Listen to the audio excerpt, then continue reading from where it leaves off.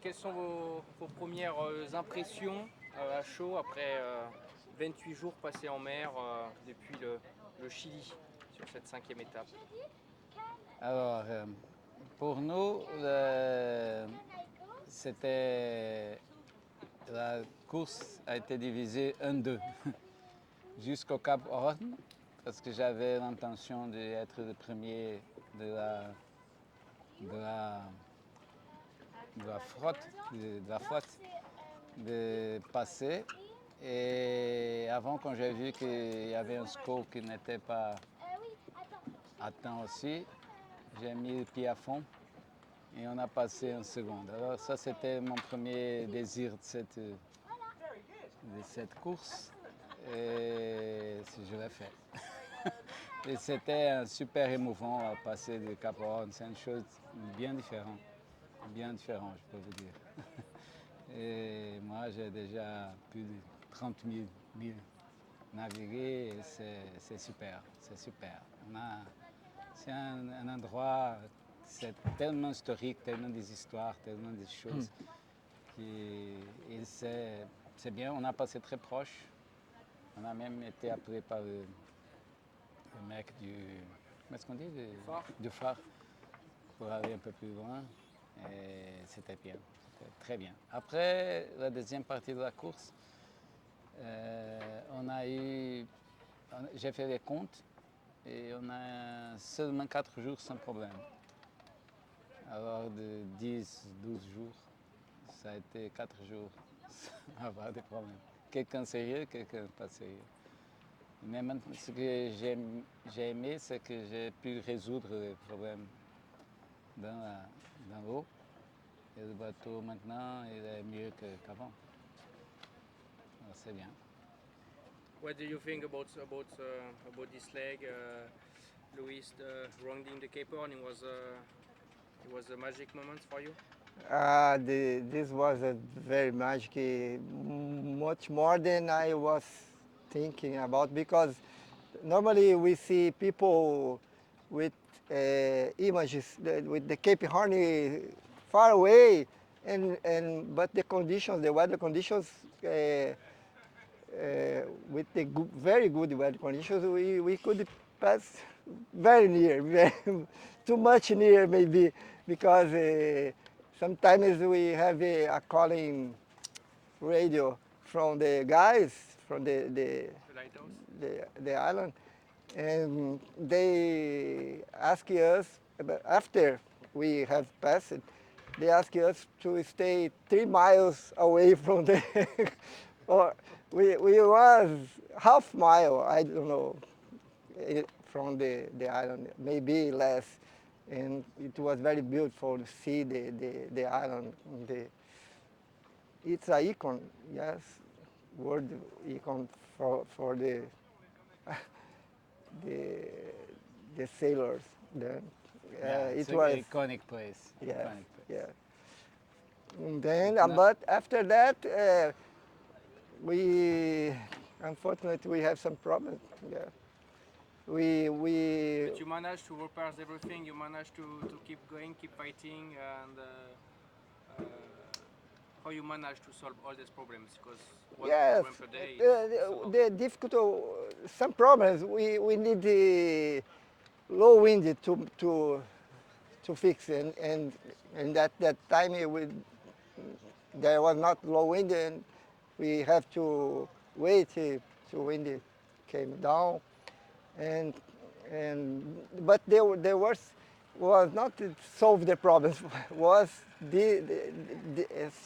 have the conditions to do the things. Yeah, we was not expecting a easy leg, because all the competitors are becoming better every leg. The last leg,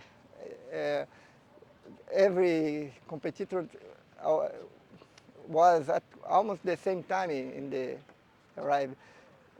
It's common, but with the problems what we have, it was very difficult to maintain. On est à l'aube de la dernière étape. Dans 10 jours, c'est la dernière étape pour la France. Est-ce que tu te rends compte, José, de tout le chemin parcouru depuis le début, depuis le départ de Lorient en août 2025, du prologue, et voilà, et la majorité du parcours a été faite. Est-ce que tu te rends compte de cette expérience accumulée et de tout ce chemin parcouru? Ouais, je veux te dire que cette étape-là à Lorient, ça va être croisier. Alors, je vais faire du croisier. Je vais même prendre quelques bières pour boire parce qu'on a presque vaincu le truc. Il faut seulement arriver. Mais je rigole. Les gens qui font des courses, ils viennent vaincre. On va tout faire pour être premier à Lorient. Et on a beaucoup de boulot à faire, pas beaucoup, mais on a quelques boulots à faire dans le bateau. Et je pense que ça, j'aime bien, je suis une personne les gens disent que faire cette course, c'est un dream, un rêve. Non, pour moi, c'est un projet.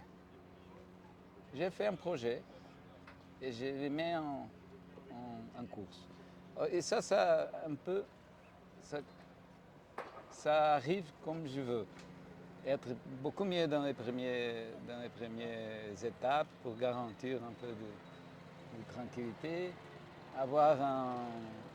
pousser le bateau au maximum les premières étapes et pour être un peu plus tranquille pour la deuxième et en même temps avoir un peu de chance de pouvoir